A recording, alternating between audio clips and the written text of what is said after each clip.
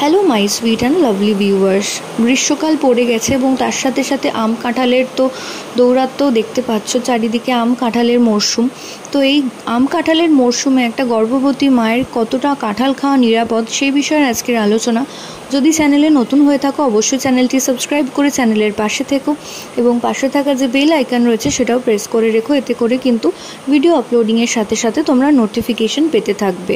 তো আজকে যে বিষয় সেটা হচ্ছে কাঁঠাল। কাঁঠাল হলো একটা ফাইবার ফুড, যেটা কিন্তু প্রেগনেন্সিতে ভীষণই একটা উপকারী ফল হিসেবে মনে করা হয় এবং প্রেগনেন্সির অন্যতম একটা সমস্যা হচ্ছে কোষ্ঠকাঠিন্য অর্থাৎ কনস্টিপেশন। অনেকেরই এই সময় কোষ্ঠকাঠিন্য হয়। তো এই সময় যদি কাঁঠাল খাওয়া যায় দিনে 3 থেকে 4 বা 5 কোয়া, তো এতে করে কিন্তু আপনাদের লুজ স্টুল অর্থাৎ কোষ্ঠকাঠিন্যর যে সমস্যা সেটা কিন্তু অনেকটাই কিওর হতে পারে। তো গর্ভাবস্থায় কাঁঠাল খাওয়া একদমই নিরাপদ, কিন্তু যেহেতু কাঁঠাল খুব মিষ্টি হয়, তো এই সময় যে সমস্ত গর্ভবতী মা সুগার বা মধুমেহ এই সমস্যায় ভুগছেন তাদেরকে অবশ্যই বারণ করব বেশি খেতে। অল্প 1-2 কোয়া খাওয়াই যেতে পারে, যেহেতু এটি ফাইবার ফুড। কোষ্ঠকাঠিন্য সমস্যা কিন্তু দূর করতে সাহায্য করবে। তো আশা করছি ভিডিওটা আপনাদের কাজে আসবে।